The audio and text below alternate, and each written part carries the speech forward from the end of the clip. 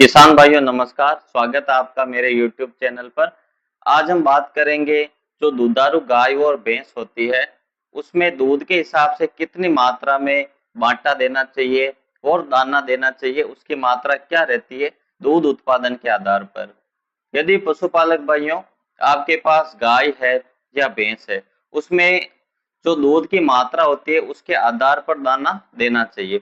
जैसे जो गाय ज्यादा दुधारू होती है उसके लिए अच्छी गुणवत्ता का बांटा देना चाहिए। पशुपालक भाइयों, बांटे की मात्रा, यदि पशु को हरा चारा मिलता है, रिजका मिलता है तो बांटे की मात्रा थोड़ी कम होती है, और यदि सूखा चारा के ऊपर ही है पशु तो बांटे की मात्रा थोड़ी ज्यादा होनी चाहिए। जैसे गाय में 10 लीटर की गाय है तो उसको बांटे की मात्रा, यदि हरा चारा मिलता है तो 3 किलो बांटे की आवश्यकता होती है, और यदि सूखा चारा ही मिलता है तो ये बांटे की मात्रा 3.5 से 4 किलो के आसपास चली जाती है। तो 1 लीटर दूध पर गाय की बात करें तो उसको 350 से लेके 400 ग्राम तक, यदि हमारे पास हरा चारा नहीं है तो 350 से 400 ग्राम तक बांटे की आवश्यकता होती है। और यदि हमारे पास हरा चारा है तो हमें लगभग 1 लीटर दूध, गाय के दूध पर 300 ग्राम बांटे की आवश्यकता होती है।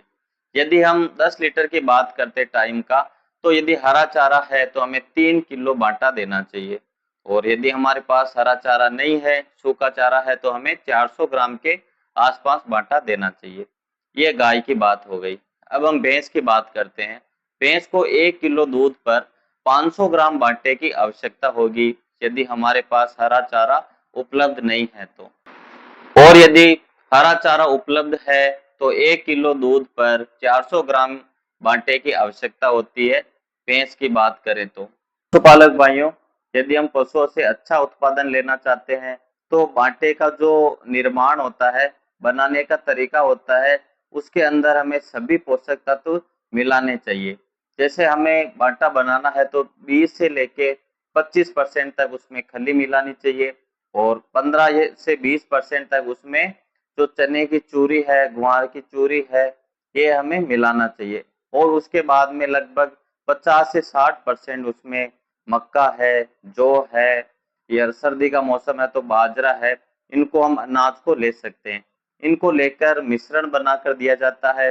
साथ ही इसमें 2% अच्छी कंपनी का मिनरल मिक्सर होता है, चिलेटेड, वो मिलाना चाहिए। साथ में 1 किलो जो नमक होता है, 1% नमक मिलाना होता है।